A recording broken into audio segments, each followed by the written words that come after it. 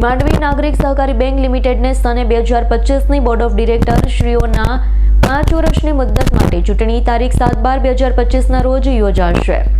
માંડવી નાગરિક સહકારી બેંકની સને 2025ના વર્ષ માટે બોર્ડ ઓફ ડિરેક્ટર શ્રીઓની 5 વર્ષની મુદ્દત માટે ચૂંટણી તારીખ 7/12/2025ના રોજ થનાર છે। ચૂંટણી પ્રક્રિયાના કાર્યક્રમ મુજબ તારીખ 18/11/2025 અને 19/11/2025ના રોજ ઉમેદવારે ફોર્મ સ્વીકારવાની કાર્યવાહી પૂર્ણ થઈ છે। સામાન્ય ઉમેદવારોની 15 બેઠકો માટે 35 ઉમેદવારી પત્રકો ભરવામાં આવ્યા છે। મહિલા અનામત ઉમેદવારમાં 2 અનામત બેઠકો માટે 3 ઉમેદવારી પત્ર ભરાયા છે તથા SC/ST માટે અનામત 1 બેઠક માટે 3 ઉમેદવારી પત્રકો ભર્યા છે। ફોર્મ ચકાસણી કરવાની તારીખ 21/11/2025ના રોજ ફોર્મ પરત ખેંચવાની અંતિમ તારીખ 25/11/2025 રહેશે। ચૂંટણી નિષ્પક્ષ અને ન્યાયી થાય અને શાંતિપૂર્ણ વાતાવરણમાં થાય તે માટે ચૂંટણી સમિતિ નીમવામાં આવી છે। ચૂંટણી અધિકારી આશુતોષભાઈ ઉપાધ્યાય, મદદ ચૂંટણી અધિકારી તરીકે જીતેન્દ્રસિંહ પરમાર, વિનોદભાઈ મેરાઈ પોતાની ફરજ નિષ્ઠાપૂર્વક બજાવી રહ્યા છે। મને હોદ્દો જણાવશો? આશુતોષ બળવંતરાય ઉપાધ્યાય, બેંકમાં CEO અને ચૂંટણી અધિકારી તરીકેની ફરજ બજાવું છું।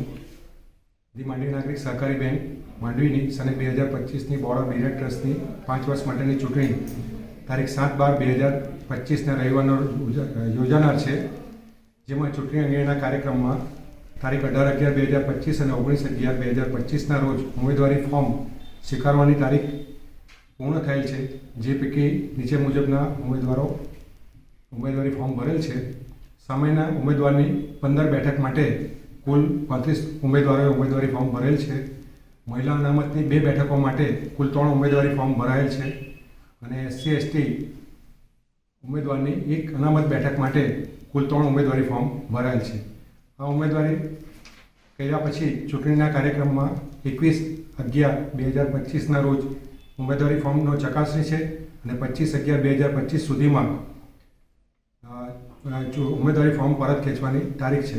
ચૂંટણી પ્રક્રિયા નિષ્પક્ષ અને ન્યાયપૂર્ણ રીતે આગળ વધે તે માટે ચૂંટણી સમિતિના અમો અને ચૂંટણીના મારા સાથી આસિસ્ટન્ટ ચૂંટણી કમિશનર તરીકે ચૂંટણી અધિકારી તરીકે જીતેન્દ્રસિંહ પરમાર અને વિનોદભાઈ મેરાઈ સાથ અને સહકાર આપેલ છે અને સભાસદો ન્યાયપૂર્ણ અને ખેલદિલી રીતે ન્યાયી પ્રક્રિયાથી ચૂંટણી શાંતિ અને સંપન્નતાથી પૂર્ણ કરે એવી શુભેચ્છા વ્યક્ત કરું છું।